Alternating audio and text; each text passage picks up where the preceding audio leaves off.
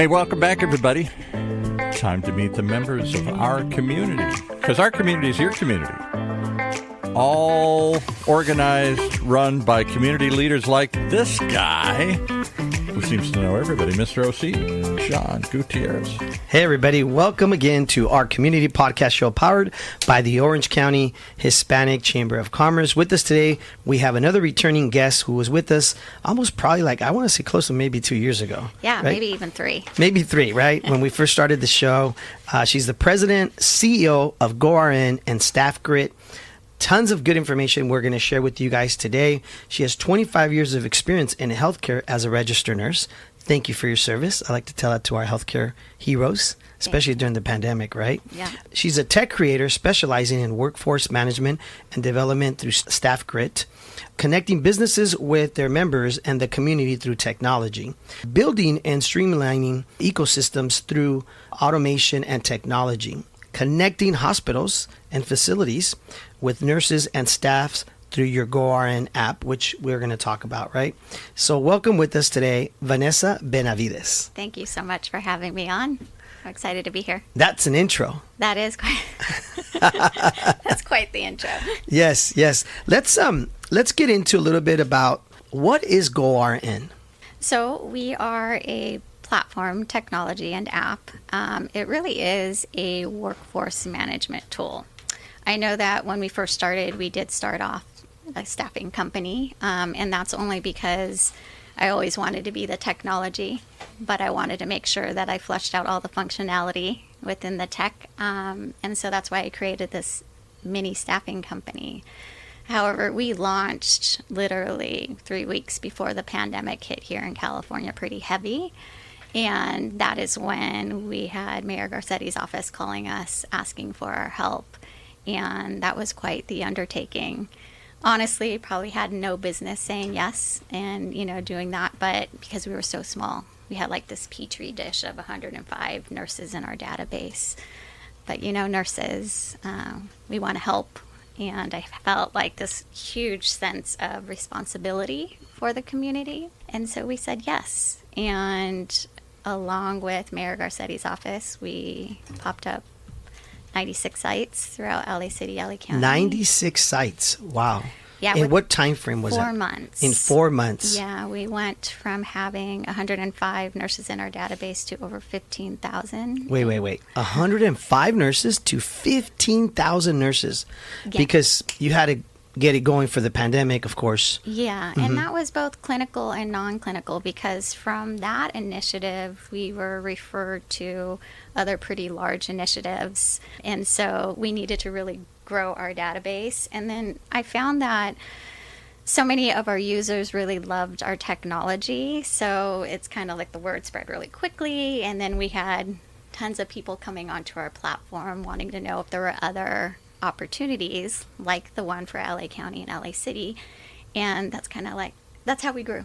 And it happened really quickly. We went from scheduling 20 shifts a week to over 1,100 just for that initiative at a 99.3 request to fill rate. And so can I for 1 second? So I'm trying to grasp if somebody's tweeting and said, what exactly? So is it just staffing if I need a nurse, or do you schedule them, or what do you do with the nurses on GoRN? So we have quite the robust platform. It's an A to Z. So we do everything from recruiting and onboarding to staffing, scheduling, hours tracking, geofencing, geolocation. Explain what that is if people don't know what John knows. He knows all this stuff. Geofencing, geolocations. Yeah, so we're able to capture and pinpoint the location of whoever we're servicing. And then you can either build a geofence, so we can let our clients know when someone goes outside of that geofence during their work time, or we can geolocate everyone and just have a sense of where everyone is located. So, and real quick, just so everybody understands, as a nurse, you know a lot about this because you've been working at a hospital, a very well-known hospital here in Orange County. And so you had already been involved for years as a nurse and saw the challenges, right? Absolutely. So like I said, I've been in healthcare for 25 years, but only became a nurse in 2012. But I always had a creative mind. I think in technology, even though I've never written a lick of coding in my life, but I tell everyone it's like the matrix in my head. And I had been working with an innovation incubator where I worked at St. Joseph's Hospital in Orange.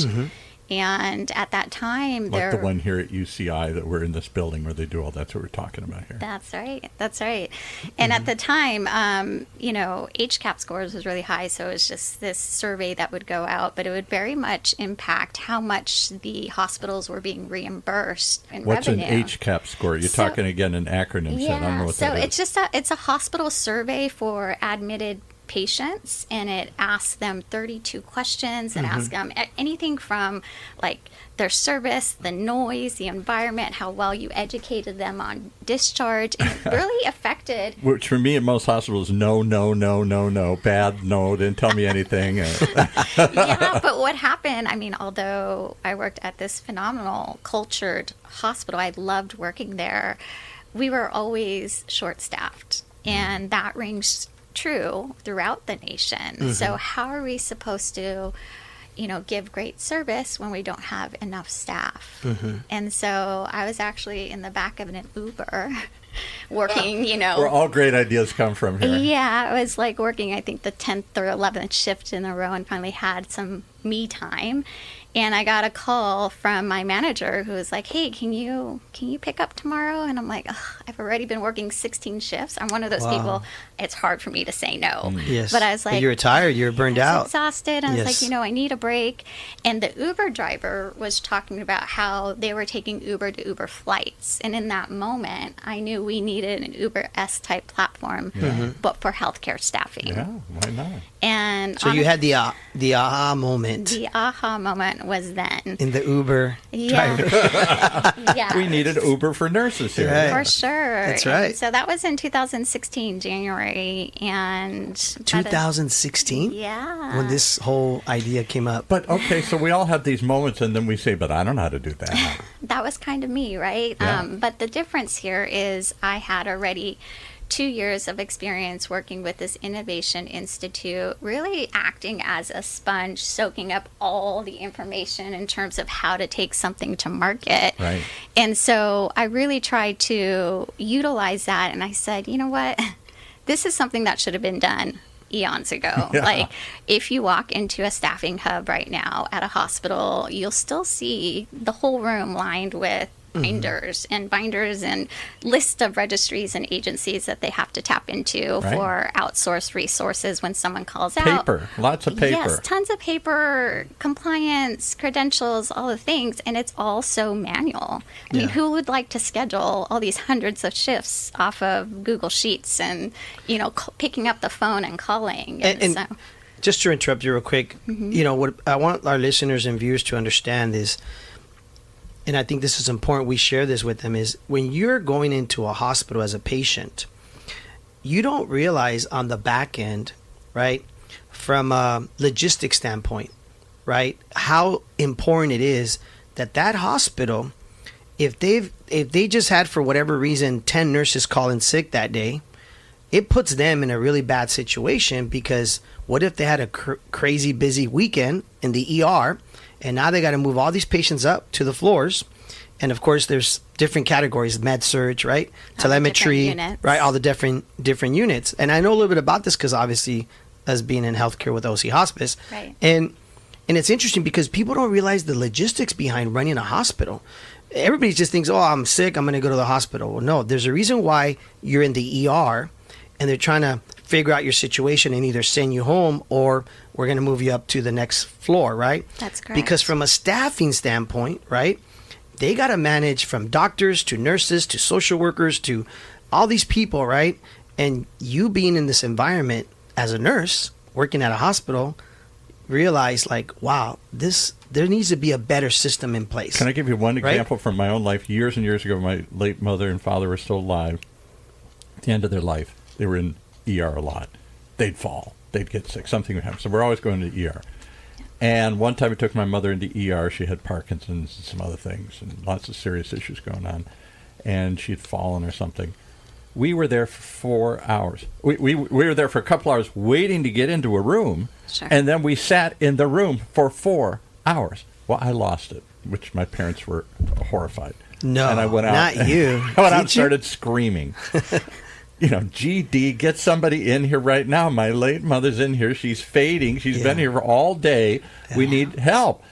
And finally a guy came up to me and he says, calm down. We only have one doctor here today. Yep. And I said, why didn't you tell us that? Why didn't you convey that information? And why do you only have one doctor here?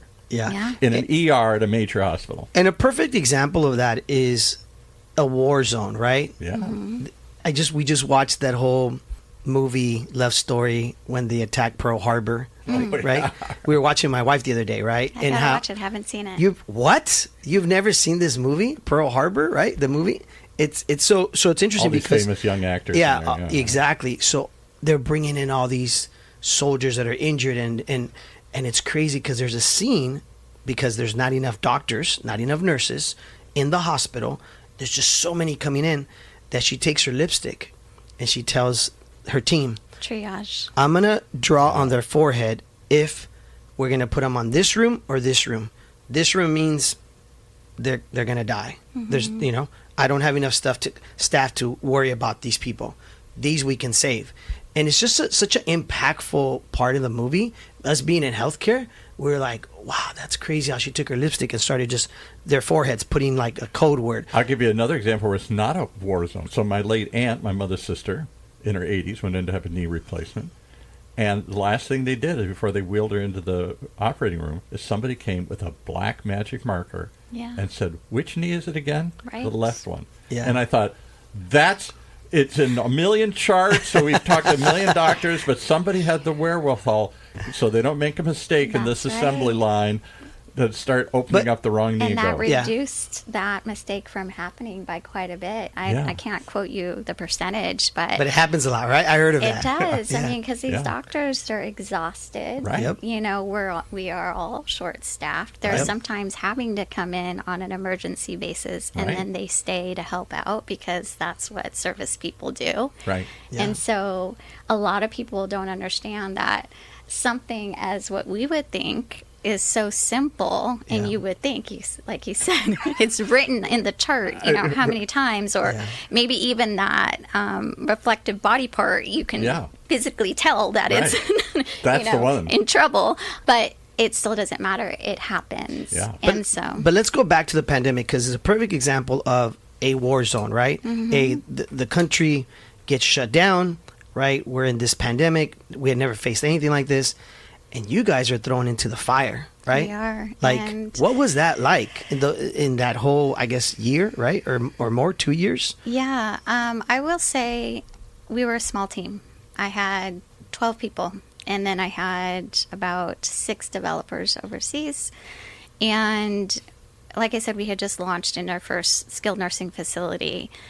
And it was, as much as I can say it was scary, it also felt very like just automatic for us. Like it was a sense of we were supposed to be here and do this. And they were also like, hey, we called other people that have been in business for a while that have larger staffing companies. They just didn't want to help. And I just kudos to my team because literally for the first year we were 24/7. I don't know, we must have all had serious breakdowns at least 3 times over. Right. I mean, we've never worked more in our lives, but also such a great sense of responsibility. And that's why I introduced you as a healthcare hero at the beginning, because I know it's been 5 years since the pandemic, which is hard to believe, right? Right. Somebody said that the other day. It's 5 years. I'm like, what? It feels like yesterday.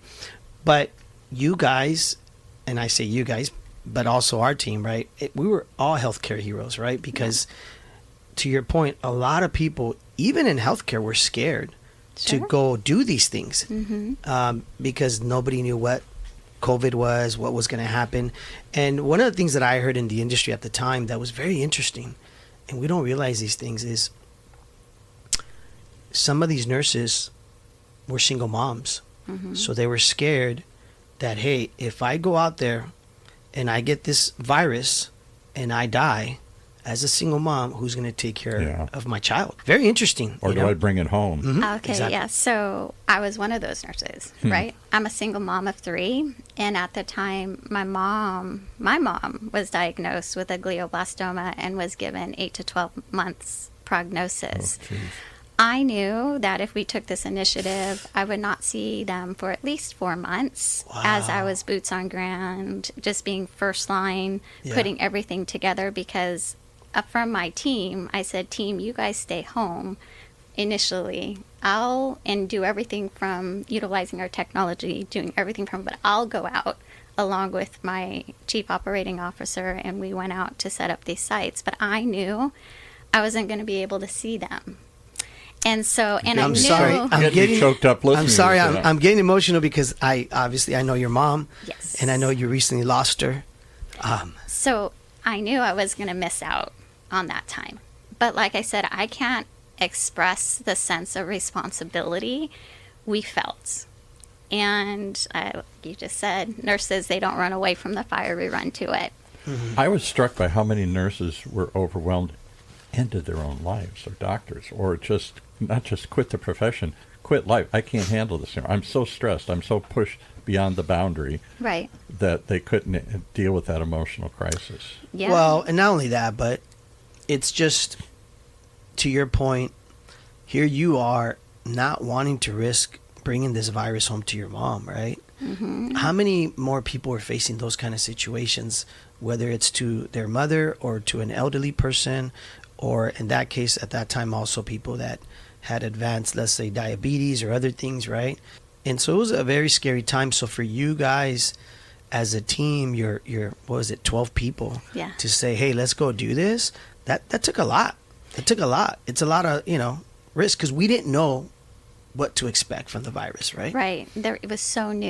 And now, in hindsight, looking back, a lot of people were like, well, we know so much more now. But also, it was so dynamic. There were so many iterations, even anything about symptoms. At first, it was like, coughing, How do you catch respiratory. it? How do and you then get it Right. went into like, abdominal nausea, diarrhea, vomiting, Yeah. It morphed. And so we had to morph with it and really, ask the questions and be part of the team, be part of all the different agencies that were involved.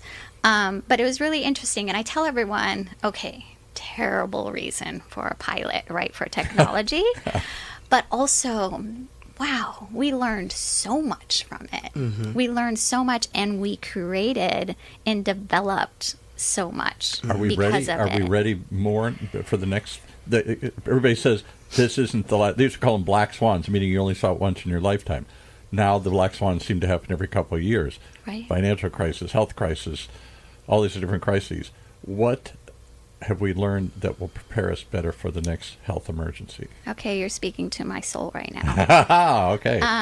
I honestly, that is why we created this technology. I'm on a mission to get I the get that. I technology get that. into all these people's hands, municipalities, emergency services, nonprofits, all those that really respond to these type of scenarios. Because you're right, it will happen again. And for me, it's like, look at history. Let's make sure that we're prepared. And I mean, it doesn't always have to be. I mean, it's not the sole reason why we created the technology, but very much. I'll give you another crazy example. Years ago, now we've forgotten another black swan when New Orleans was hit by the first ever hurricane that hit directly there. Yes. Yeah. They Yeah. predicted it for 100 years when it finally happened. Kind of like they're predicting the major earthquake here for 100 years, and we keep saying, it's never going to happen. But, something that they knew was coming finally hit. Yeah. Yeah. And the city was overwhelmed. And one of the things that struck me, listening to all the breakdown of that crisis, the breakdown of the levees, the breakdown of where do we put people, Yeah. all the stuff, the staffing and everything, how do we handle this, was that the different agencies weren't using the same walkie-talkie frequencies. So the cops can't talk to the fire, can't talk And to the that's- feds. Yes, and that's what this show is about, really. It's how GoRN transitioned to STAFFGRIT, and we'll get into that now, to your point, Paul.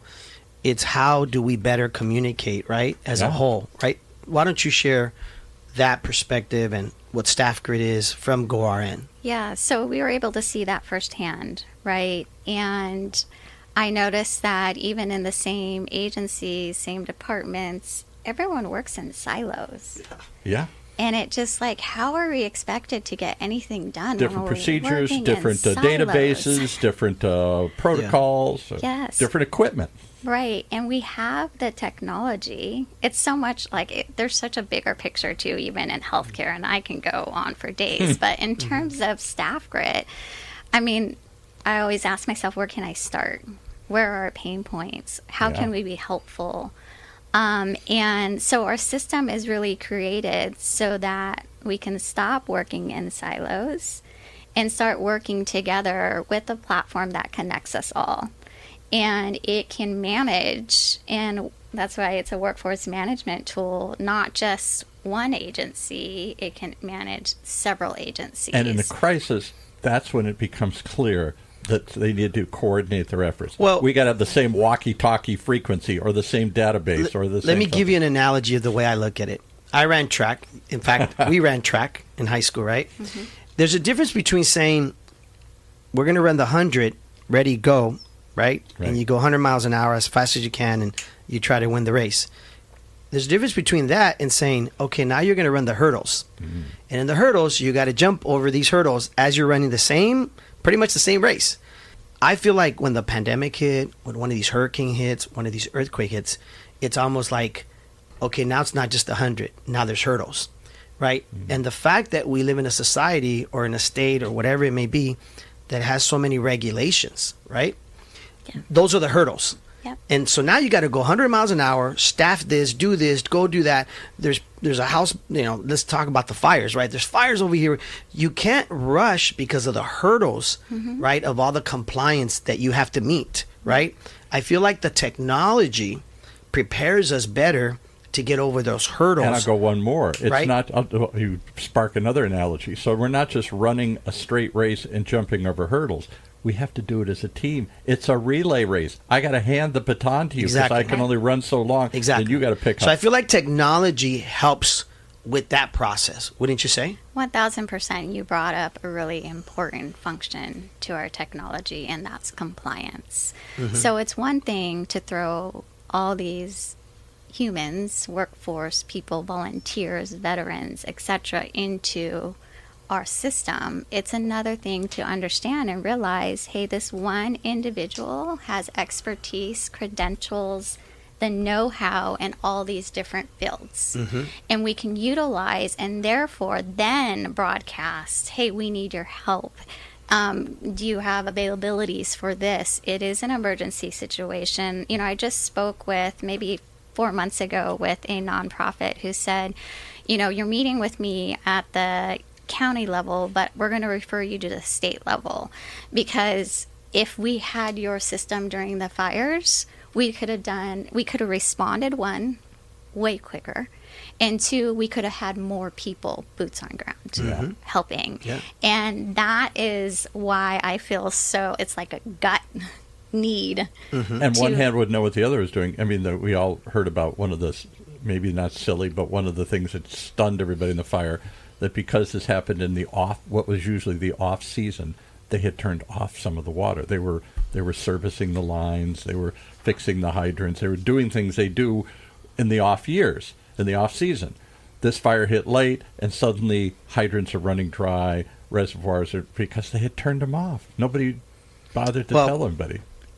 That's a whole show in itself. Yeah, but right. But I definitely want to. Craziness that can happen on an emergency. And it goes with, again, building and streamlining ecosystems, right? Right. Through automation and technology, which is one of the ball points that we have here on your flyer. Share with us, because I know we only have a few minutes. Share with us how important that is for businesses listening, or they want to reach out to you, or they want to connect with you, how you can help them with this, right? Sure.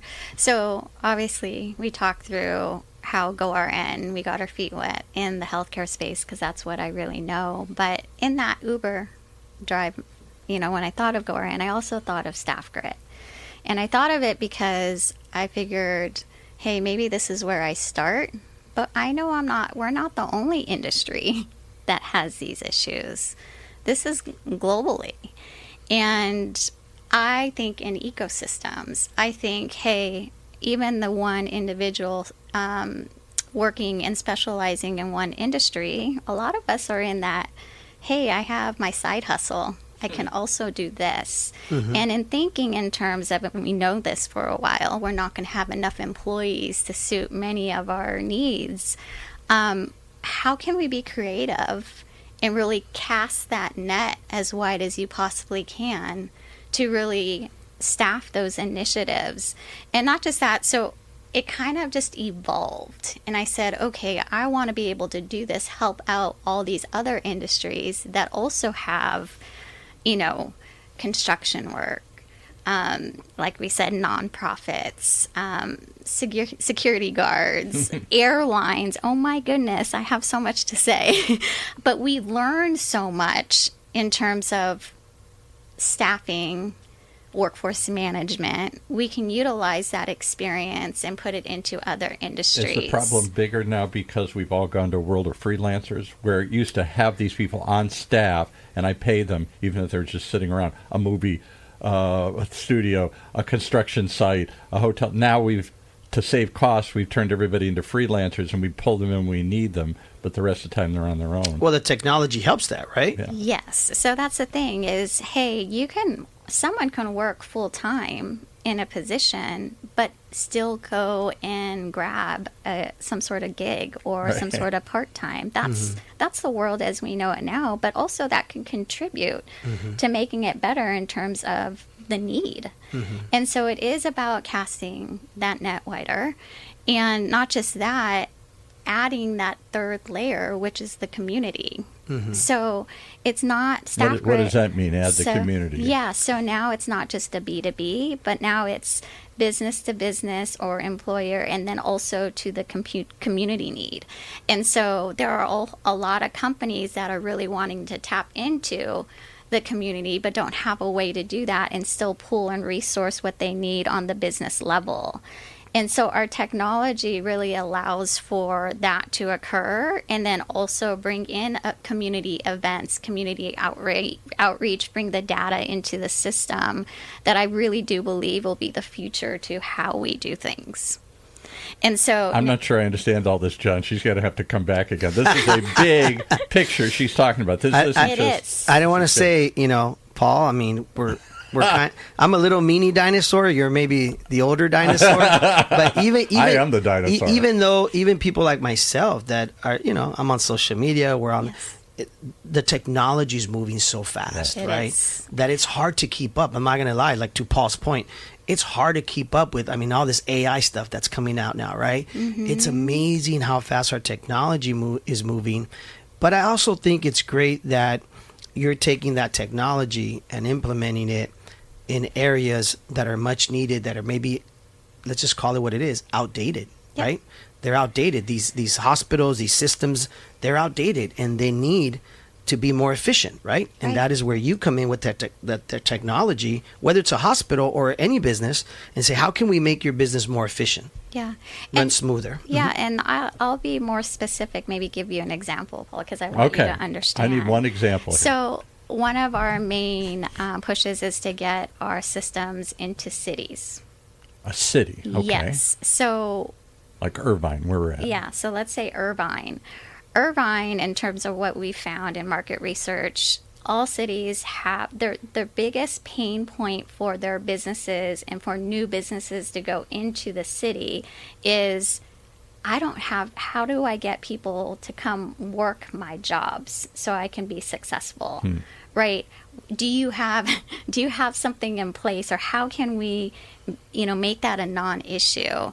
And so what our technology does when working with cities is it allows them to keep compliance for business codes, all, for zoning, etc., every need for that business, along with lead tracking and touch bases and tasks and services that now everyone can see. All the different duties within, not just the silo, because right now they're working on spreadsheets. And then not just that, but I mean, then there's another way to work other than a spreadsheet. Paul was like, I understand that word Spreadsheet, I got that one. So where the C happens, Paul, is those businesses also want a way to reach the community. Which they don't have any clue, I'm sorry, most of them, how to talk to the people they serve. Right. So our system compiles all that data and can bring in all of those components within so that now, hey, either the city or the business is going to do this really great event, right? Again, here comes the spreadsheets, like, trying to find out who are all the people that make the event happen. The vendors, the location, the permits. All the things. I don't know how they do it. I'm just always so surprised that events do end up, coming out good. I mean, I've been to a few. Security, the bathrooms. Yes. The I just want to say thank you, Vanessa. I hope everybody's listening. All those events we do take a lot of work. Yes. They do take a lot of work. In awe. The Estrella Awards takes a lot of work. Oh my God, it's a Hollywood production. Yeah, in awe, but 700 people, one event. The seating chart is a nightmare. Yeah, I can just imagine. But do you know how much more you can do if you had technology to be like, okay, here's that template from last year. Yeah. Here's all the people that were involved from last year.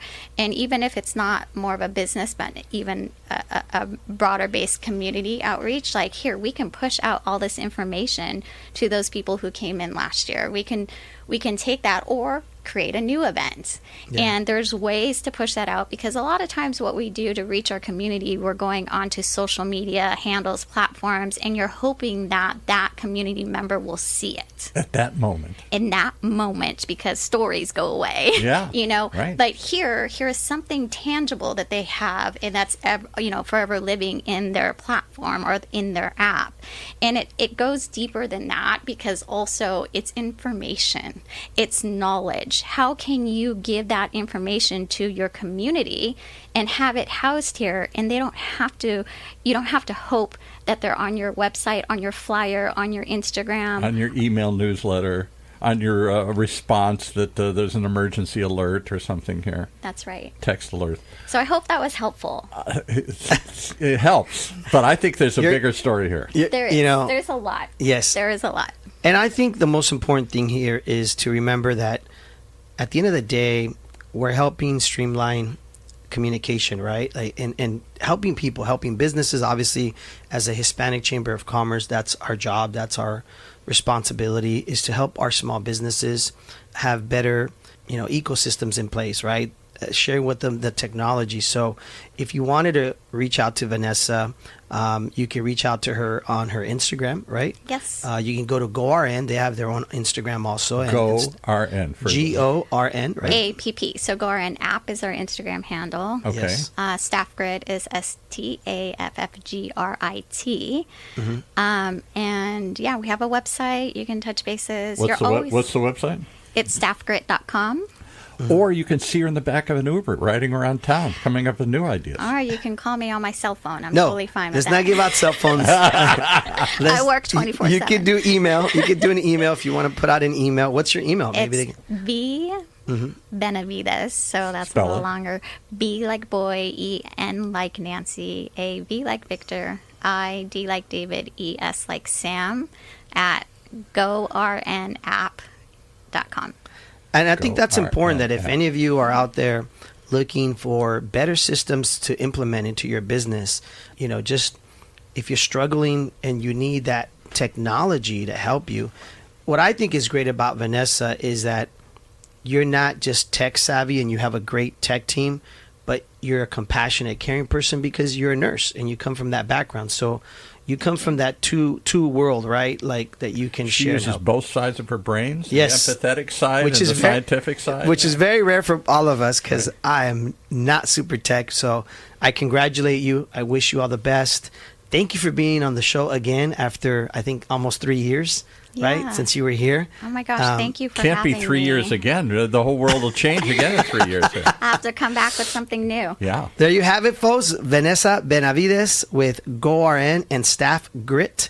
Go out and connect with her and leave us a comment if you have any questions. And again, continue to tune in every Wednesday with us here at our community podcast show powered by the Orange County Hispanic Chamber of Commerce, where our community is your community.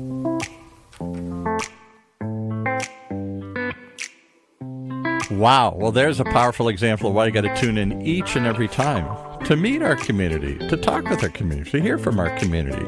Because our community is your community, right here on Orange County's only community radio station, OC Talk Radio, streaming live from our studios here at the University of California, Irvine's Beale Applied Innovation.